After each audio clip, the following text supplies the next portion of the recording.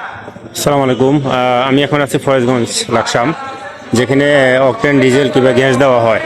দেখেন কি অবস্থা, রাত্রে এখন 1টা বাজে, 1টা প্লাস 1:30 বাজে গেছে কই। এখন রাত্রে কটা 1:30 বাজে গেছে। দেখেন কি অবস্থা, রাত্রে 1:30 বাজেও কি ভিড়। হ্যাঁ, তাও সামালতে পারতেছে না। আমি আসছিলাম চেষ্টা করি কিছু অকটেন নেওয়ার জন্য আমার গাড়ির জন্য। আমি একটা প্রাইভেটে আসছিলাম, আশা করি প্রাইভেটটাও দেখাবো আপনাদেরকে। প্রায় 200+ মোটরসাইকেল আছে রাত্রে, এখন 1:30 বাজে। এবারে আপনাদের চিন্তা করতে হবে কি ভোগান্তি।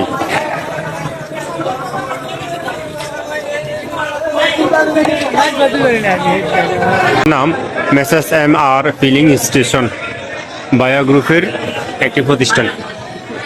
ঠিক আছে, কি যে একটা অবস্থা, রাত্রে 1:30 বাজে। আশা করি অতি শীঘ্রই এগুলা সংকট সমাধান হয়ে যাবে। বাংলাদেশ সরকারকেও কি বলবো আমরা, যেহেতু এটা বাইরের সমস্যা, বাইরে থেকে আসতেছে না।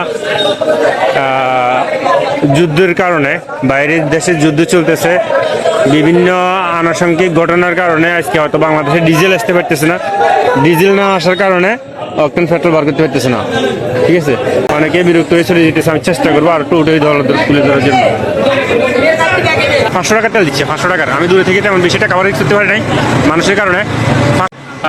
যদি ভিডিওটি ভালো লাগে থাকে শেয়ার করে দিবেন, অন্যদেরকে দেখার সুযোগ করে দিবেন। বিশেষ করে আমাদের এলাকায় কতটা সংকটময় অবস্থা থাকলে মানে এই অবস্থা হচ্ছে। আর যারা মোটর বাইক চালায় কন্টিনিউ, মোবাইল কিংবা মোটর সাইকেল দুইটাই কিন্তু ঘরের বউ থেকে মানে বেশি যত্ন করে মানুষ।